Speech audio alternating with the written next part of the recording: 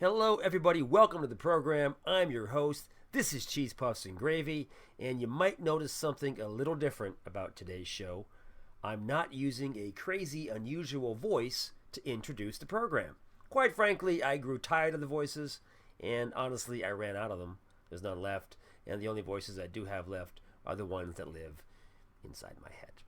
So, to start the show, as always, I will eat a cheese puff because that's what I do on this show. And here's the puff right here. Only half a puff because, quite frankly, a full puff I might choke. So, bear with me. It's almost gone. It's gone. Now, the topic for today's show is condoms. And we all know what condoms are. We've all used them. We've all seen them. We've all heard of them, I hope. The word condom in itself bugs me because it's such a curt kind of strong word. Condom. Just sounds, say it, condom.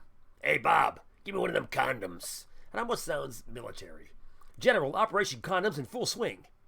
Yeah, it's just not a very appealing word when it comes to something I put on my pecker. But the alternatives are not much better. You have prophylactic. I mean, think about that word for a second. How did they come up with that? Prophylactic. I mean, it sounds way too scientific for a product that prevents genital warts. And almost sounds like something the Starship Enterprise would use to take down an alien. Hey, Spock, get your prophylactic. It just sounds not like the right term to use for that piece of equipment. Now, the other words, you have rubber. I mean, that's just funny, the word rubber. It's always funny to me. There's one I looked up online, and it was Johnny. And I don't know where it came from or who uses that term, but I have never, ever, ever heard a condom referred to as a Johnny. Really bizarre. And the last one, my favorite, is sheath, because it implies your penis is a sword, which is a good thing, I think. Unless it's a tiny sword, then it's not a good thing. Now, with condoms, and every guy who had condoms always kept one in their wallet because, you had to be ready in case sex showed up. And sex would show up at any time sometimes, so you had to have that condom in your wallet just in case. And you kept that baby in there for a long, long time. And eventually, it got a little ring, like in your wallet. And it's embarrassing when you take out to pay for something, there's that ring in your wallet. Now, some guys' rings almost were like Braille. They got raised up so much. And if your ring was like Braille, then there's a pretty good chance you were a virgin because you never used that thing. So, by all means, take the condom out of your wallet, put it in your glove compartment. You'll thank me in the long run. In addition to all this condom stuff, they came out with colored condoms. Now, to me, what was the point of a colored condom? Because you usually had sex in the dark or in low light situations. I mean, who the hell has sex in Walmart light? Psychotics, that's who.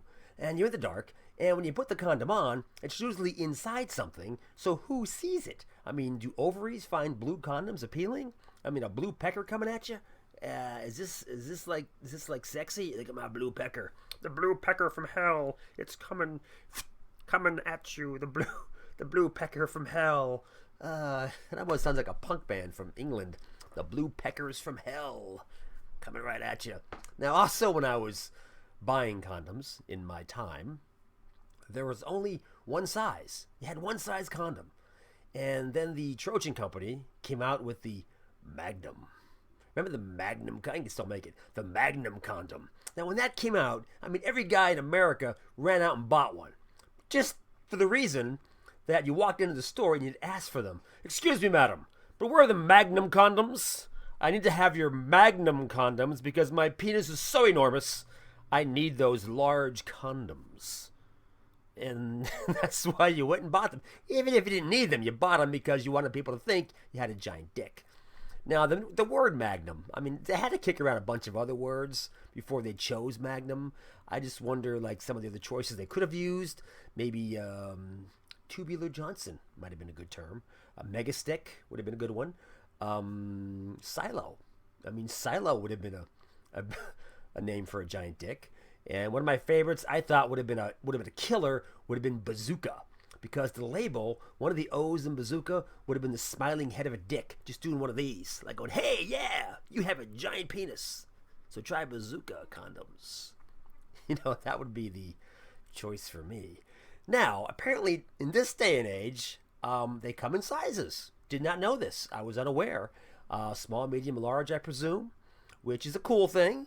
But when I thought about it, it's not really a cool thing because what if your dick is really small and you got to buy small condoms? I mean, yeah, it could be a face-to-face personal embarrassment as you walk into the store and they're out of stock and you need them really bad, so you have to ask for them. I mean, you're going to walk up and say, hey, excuse me, do you have any, and you're whispering because you don't want people to hear it, do you have any of those small condoms left? What? You want small condoms? Hey, Phil, do you have any small condoms in the back? This guy wants some small condoms for his tiny dick. And then, you finally get them, and you're embarrassed, and you walk up to the checkout counter, and then you find out there's no price on them. And now they're on the microphone. Yeah, can I have a price check on these tiny condoms up here? Yeah, the tiny ones. Are they cheaper than the regular size one because they're so small? How much are these tiny condoms? It's embarrassing. And this poor guy is traumatized for life and may never have sex again. So my solution to the problem is this. Why not make an assortment pack of sizes? Put them all in one box, small, medium, large, and you buy the box, you take them home. And you may say, hey, that's a waste of product because you're not going to use them if you're a certain size. But no, think about it this way. If you have a giant penis and you're not going to use the small condoms, you can always use them for balloons. And who doesn't love a nice balloon? I mean, come on. They put smiles on people's faces. And if you're small and you're not going to use the large condoms, you can always use those as sandwich bags. So everybody's happy, everybody wins, and no one loses in Condom Town. That sounds really creepy. But, okay, that's about it for me today.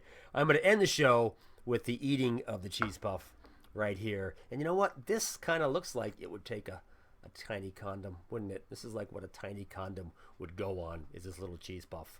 And what would the name of the tiny condom product be? I mean, they wouldn't need a name for it. You would call it like Mini Puff. The Mini Puff condoms for little dicks, or Gherkin brand. That's awful. But anyway, I'm going to eat this cheese puff, and I'm going to end the program. And I hope you have a great day. And as always, oh man, I poked myself right in the lip with that. That almost was embarrassing. All right, there we go. As always, bear with me. I'm still chewing. Have a great one, and adios amigos.